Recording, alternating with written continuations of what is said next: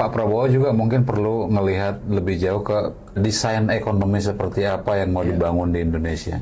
Karena saya petani sawit atau besar dari sawit. Kita itu malah khawatir kalau sawit kita kebanyakan.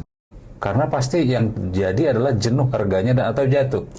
Itu tumbangnya peradabannya kan di situ nih. Kalau dan kita lihat sekarang pasar internasional, dia sudah makin selektif dia. Benar. Jadi yang ada adalah makanya sekarang langkah pemerintah bikin biofuel B30, B40 itu bisa blunder tuh karena nanti sawit kita ini makin nggak laku di luar.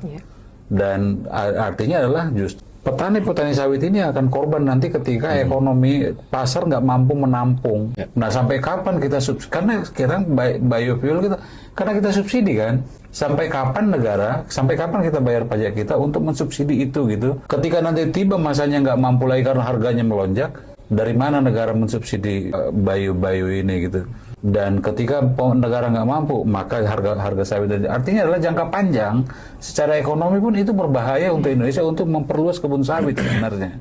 Itu sama kayak karet kan? Sama. Indonesia tuh jawaranya karet tuh di bawah tahun 90. Orang Vietnam belajar kayak mana caranya. Malaysia tuh belajar. Ya, sebagai produsen karet terbesar. Dipelajari sama mereka. Nah, habis itu karet hancur harga. Petani babak belur semua. Gitu. Negara kemana? Nggak ada, nggak diurus. Sawit juga akan kayak begitu. Orang belajar gitu. Orang belajar, terus orang ini produksi mereka itu nilainya naik terus gitu. Karet Vietnam tuh harganya naik terus kan karena karet itu dia ditetapkan di Singapura kan harganya tuh. Nah Indonesia karetnya itu turun terus. Terus petaninya menyerah. Nggak sanggup lagi kita berkebun karet.